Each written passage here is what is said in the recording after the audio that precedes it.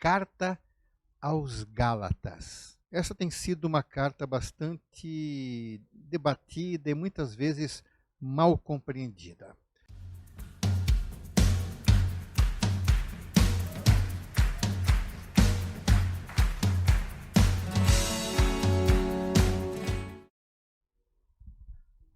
Shalom. Bem-vindos a mais um estudo da Torá, que é apresentado pela congregação Beit Mashiach, procurando sempre trazer assuntos que sejam de grande relevância para o contexto messiânico.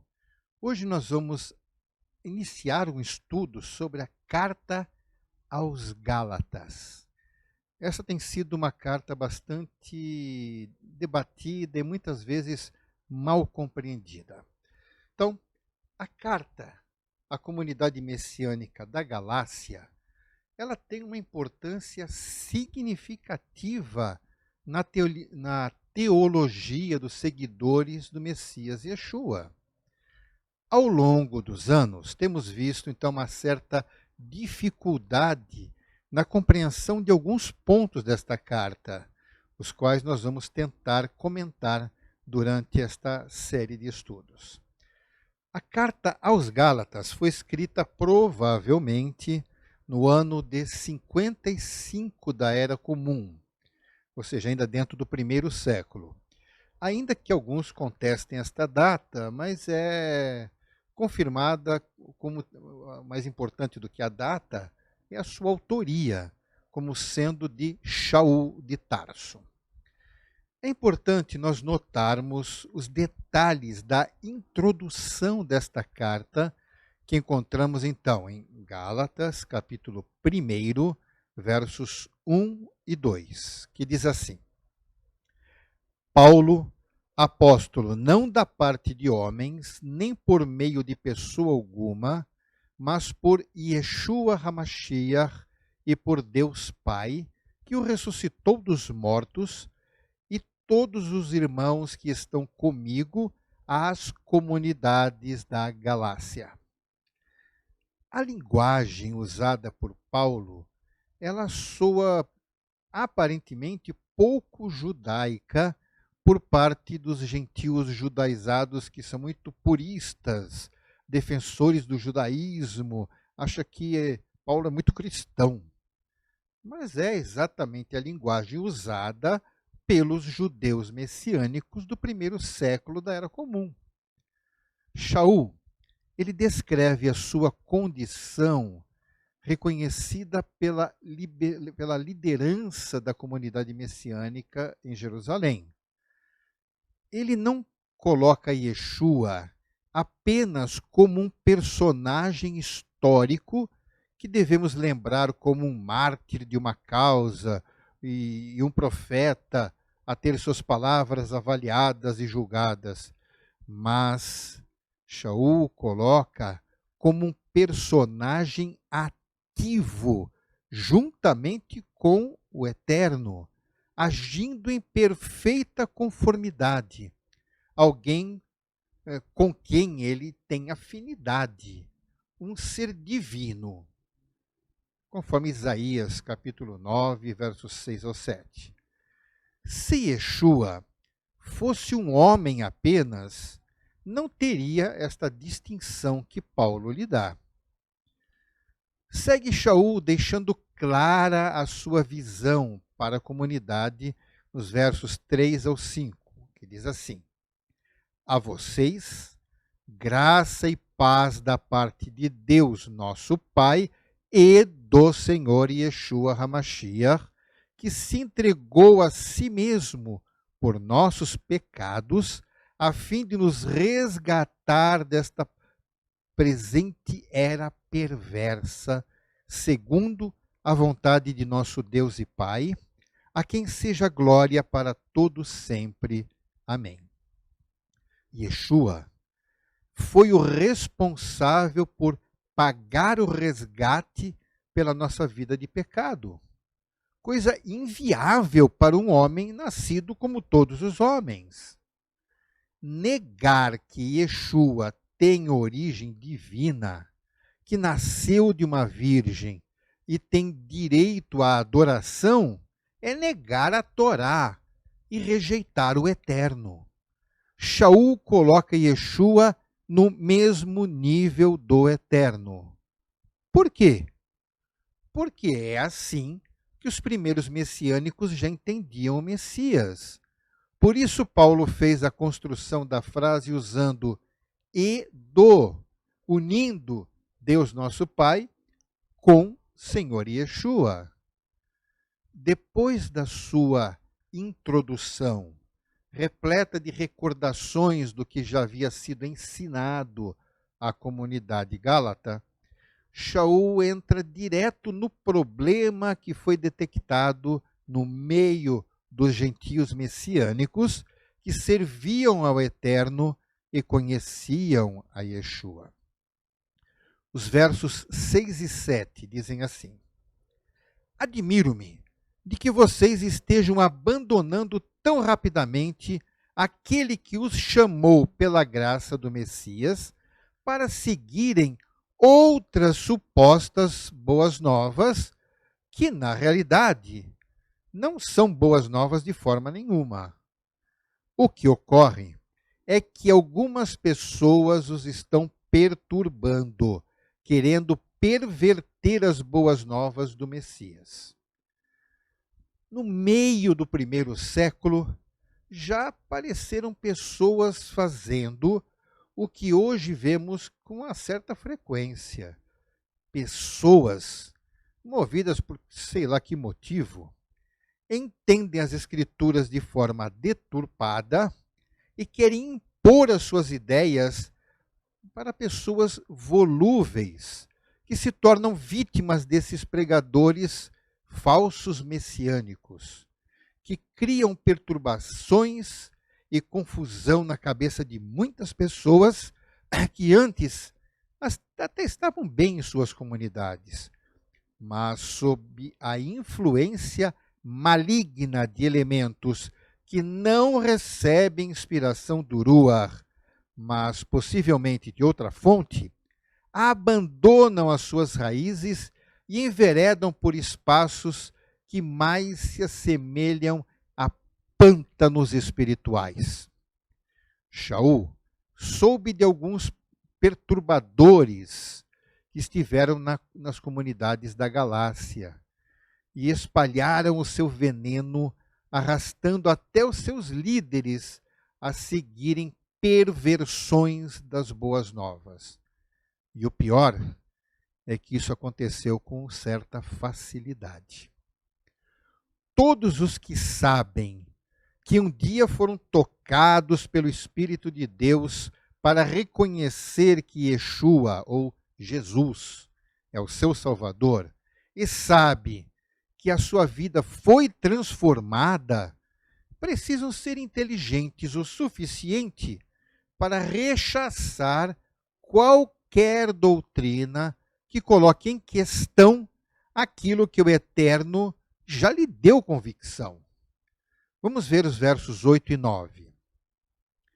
Mas ainda que nós ou um anjo do céu pregue uma boa nova diferente daquela que lhe pregamos, que seja amaldiçoado. Como já dissemos, agora repito, se alguém lhes anuncia uma boa nova diferente daquele que já receberam, que seja amaldiçoado.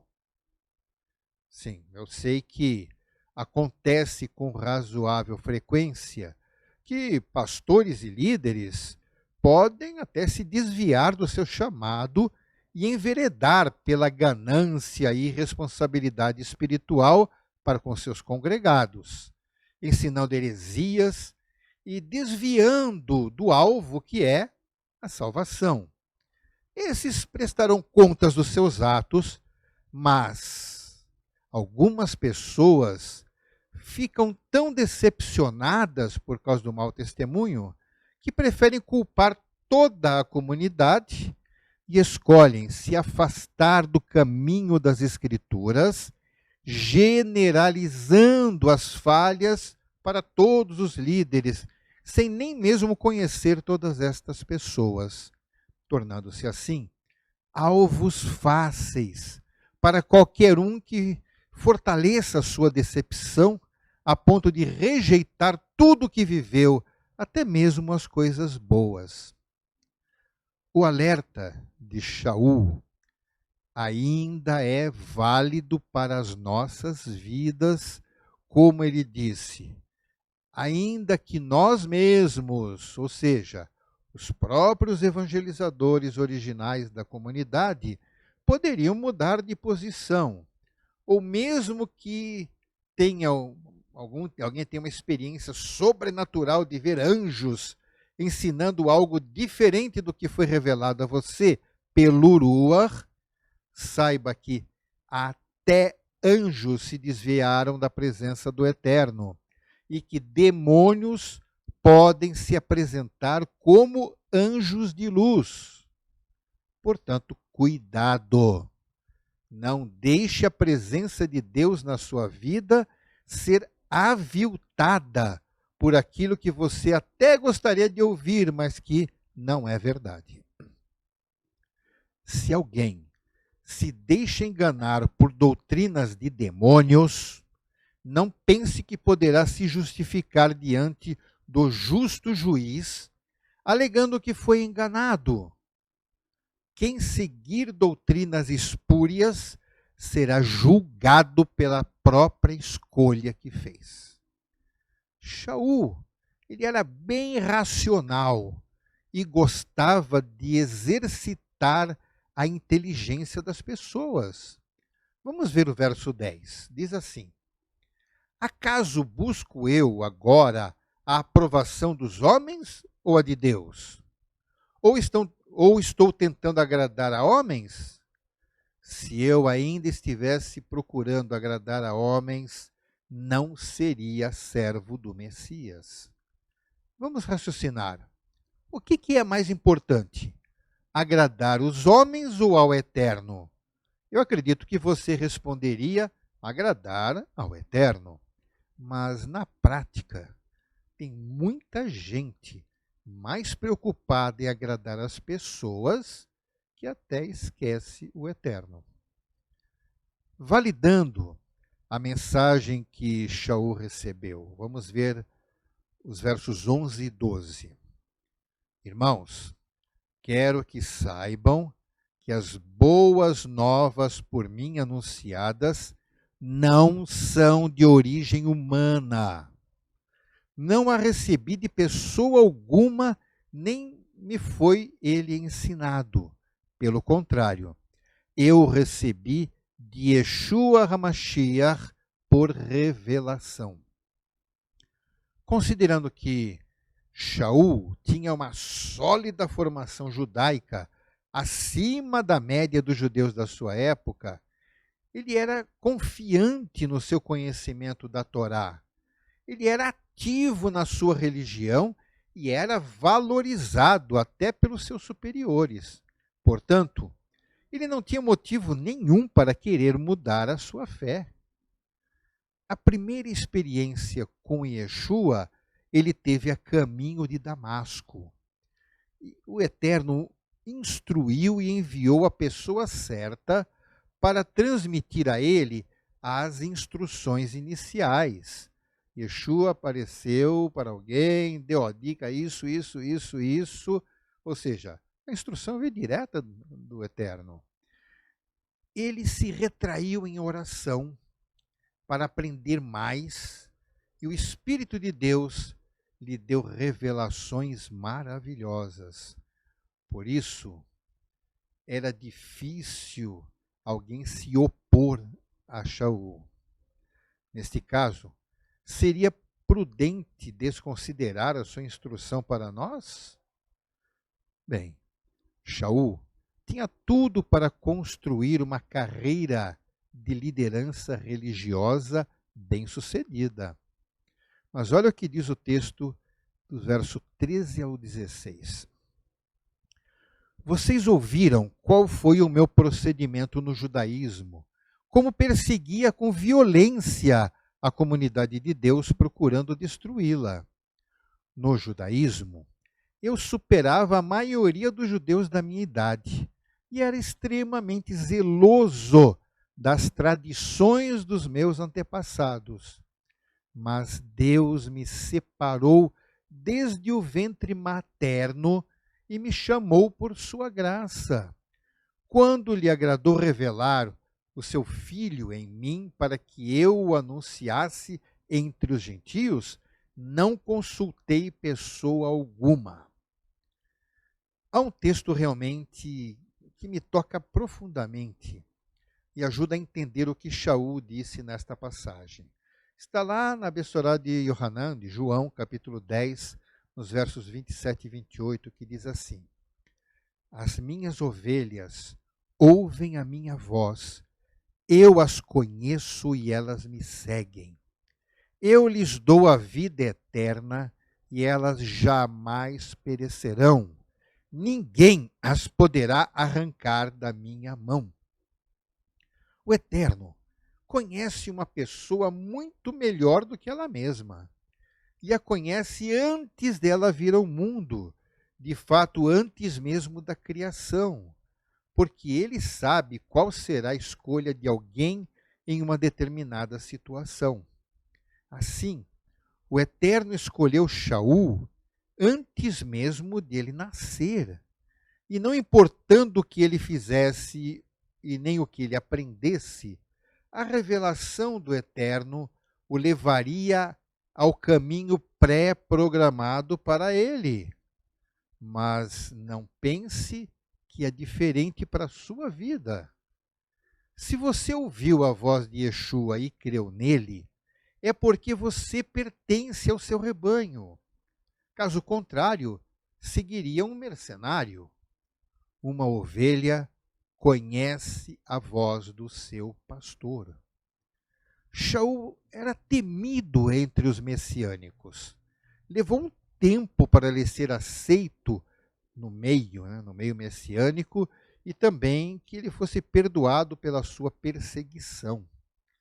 Então, voltando ao capítulo 1 de Gálatas, nos versos 17 ao 19, diz assim: Tampouco subi a Jerusalém para ver os que já eram apóstolos antes de mim, mas de imediato parti para a Arábia e tornei a voltar a Damasco. Depois de 3 anos, subi a Jerusalém para conhecer Pedro pessoalmente e estive com ele 15 dias. Não vi nenhum dos outros apóstolos, a não ser Jacó, irmão do Senhor. A sua intenção foi gradativa, a sua interação com os messiânicos foi gradativa. Mas, aos poucos, ele foi conquistando o respeito a que tinha direito. Ele não ia onde não era conhecido. Então ele ia onde não era conhecido. Assim tinha mais liberdade para compartilhar Yeshua entre os judeus. Nos versos 20 e 21 está escrito assim: Quanto ao que lhes escrevo, afirmo diante de Deus que não minto. A seguir, fui para as regiões da Síria e da Cilícia. Neste contexto, se ele estivesse mentindo sobre alguma coisa, logo iria aparecer, logo viria à tona. Shaul defende a sua autoridade para poder tratar do que ainda viria pela frente. Se ele não fosse respeitado, a verdade não seria conhecida e os desvios ainda hoje seriam predominantes. Então ele preparou a comunidade pelo que ele vai tratar nos próximos capítulos. O seu testemunho começou a ser conhecido e ser divulgado dentro da comunidade messiânica. Vamos ler os versos 22 e 24, até 24. Eu não era pessoalmente conhecido pelas comunidades da Judéia que estão no Messias. Apenas ouviam dizer: aquele que antes nos perseguia, agora está anunciando a fé que outrora procurava destruir, e glorificavam a Deus por minha causa. O perseguidor agora era conhecido também como um perseguido. Mas o testemunho de transformação da vida dele era especialmente marcante. Ficava evidente que o Eterno podia transformar qualquer pessoa, mesmo a pior delas. Nós temos que aprender isso também. Bem, esta é a primeira parte do estudo sobre a carta aos Gálatas. No próximo estudo, nós teremos a continuação e temos muita coisa interessante para comentar. Até o nosso próximo encontro, que o Eterno os abençoe. Beshem Yeshua HaMashiach. Amém. Ve amém.